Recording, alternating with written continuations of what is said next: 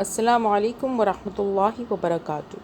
سورہ البقرہ آیت نمبر 87 ترجمے کے ساتھ پڑھیں گے۔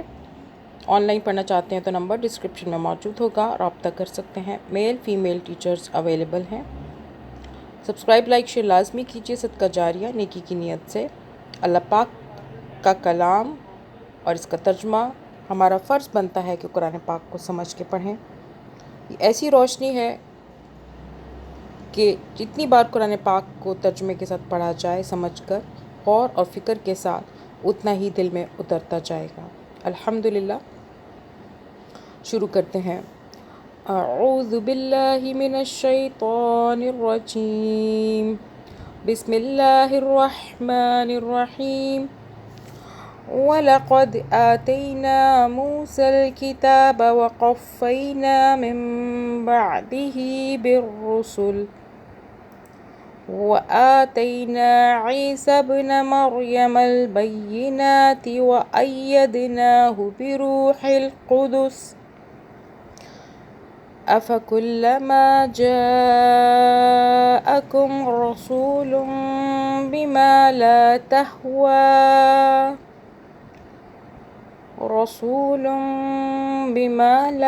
تهوى أنفسكم استكبرتم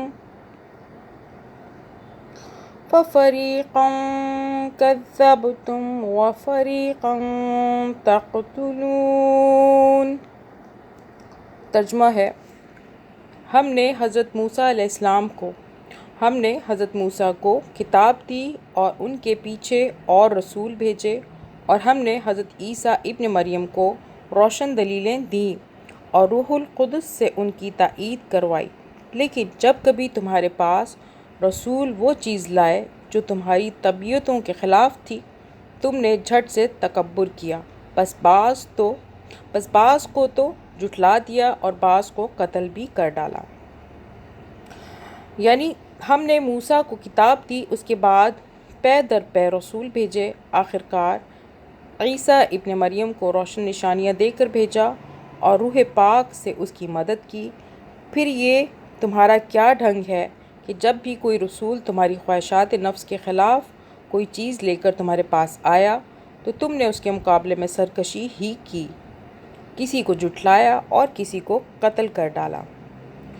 روح پاک سے مراد علم وحی بھی ہے، اور جبرائیل بھی جو وحی کا علم لاتے تھے، اور خود حضرت مسیح علیہ السلام کی اپنی پاکیزہ روح بھی، جس کو اللہ نے قدسی صفات بنایا تھا۔ روشن نشانیوں سے مراد وہ کھلی کھلی علامات ہیں جنہیں دیکھ کر ہر صداقت پسند طالب حق انسان یہ جان سکتا تھا کہ مسیح علیہ السلام اللہ کے نبی ہیں۔